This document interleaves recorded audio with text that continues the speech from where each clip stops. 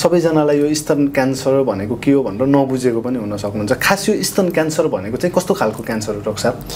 अब सर्वप्रथम त स्तन क्यान्सर भन्दा पनि पहिला क्यान्सर के हो भन्ने कुरा जाम है त। अब मेडिकल टर्ममा भन्नुभन्दा पनि सामान्य हामी जनमानसले बुझ्ने भाषामा चाहिँ क्यान्सर भनेको शरीरको भएको कुनै पनि अनावश्यक वृद्धि हो जसले शरीरलाई हानि गर्छ।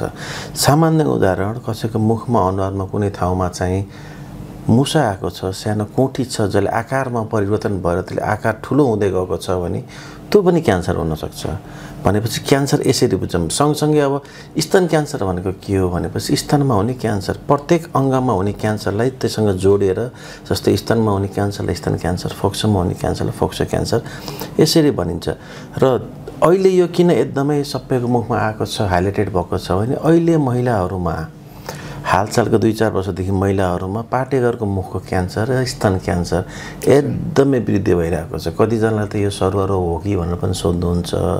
वृद्धि चाहिँ यसरी भएको छ कि मान्छेको दिमागमा सरुवा रोग हो कि सर्नी हो कि चाहिँ भइरहेको छ।